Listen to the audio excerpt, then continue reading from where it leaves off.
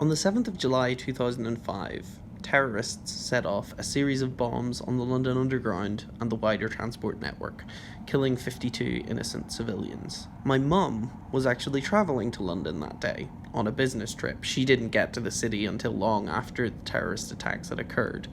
But only now do I realise that the whole experience probably would have fazed her an awful lot more if terrorism hadn't been a part of her entire adult life at that point, having grown up in Northern Ireland in the 60s, 70s and 80s. Anyway, I bring this up not just because I found myself travelling around London's transport network on a Thursday morning in June, including on the staggeringly expensive and brand new Elizabeth line, but because of what I ended up doing as a 10-year-old on the afternoon of the 7th of July 2005.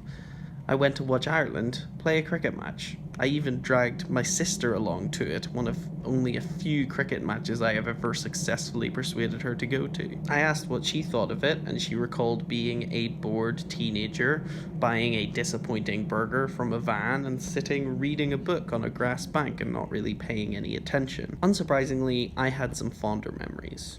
It was Ireland against Denmark. It was actually the only senior international match ever played at Hugh Pritchard Park in Bangor, and it mathematically sealed Ireland's place at the 2007 Cricket World Cup. I would show you the footage of the game, but after plenty of digging, I'm not sure that there is any unless I could get access to the BBC Northern Ireland or UTV archive.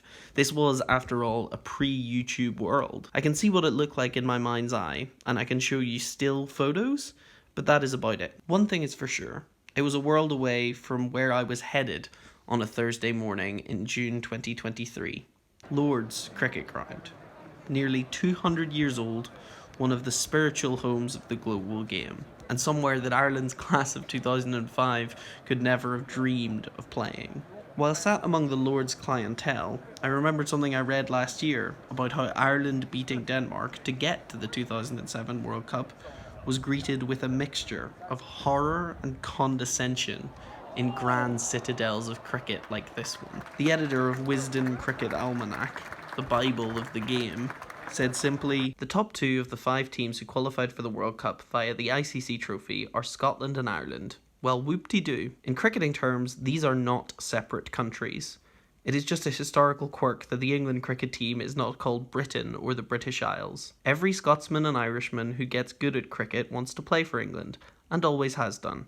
Of course they do. The idea that they can provide proper opposition for any genuine test team is ludicrous, but the World Cup will be substantially ruined to perpetuate this myth."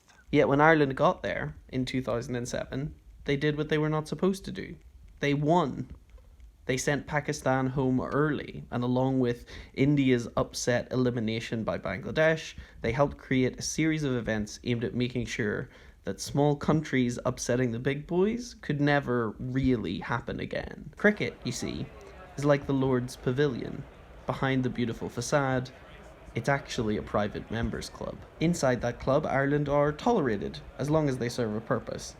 The game I was at, in this case, Ireland's second and possibly last ever test match at Lord's, was a warm-up for England. They needed to fill a quota in their broadcasting contract, and they needed to play someone to warm up for their games against Australia. Meanwhile, Ireland's best bowler wasn't available due to his contract in India, where he quintupled his salary playing for a private equity firm's team against a cement conglomerate's team in a gargantuan arena named after the worryingly authoritarian Indian Prime Minister Narendra Modi. If that sounds surreal and depressing, then that's because it is surreal and depressing. But does any of it, like Ireland's inevitable and chastening defeat in their test match at Lord's, actually matter in the grand scheme of things?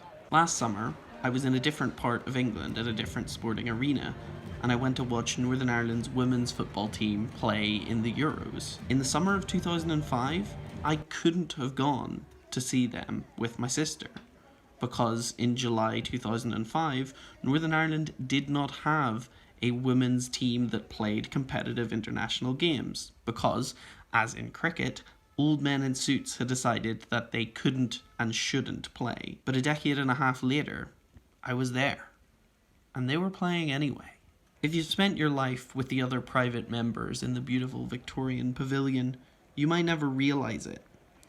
But for me, in the cheapest seat in all of Lord's cricket ground, on a day that Irish cricket might never ever see again, it wasn't the winning or the losing, or even the hidden politics of it all that really mattered to me.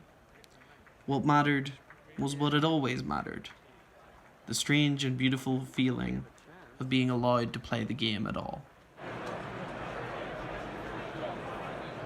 Thanks for watching. DFTBA.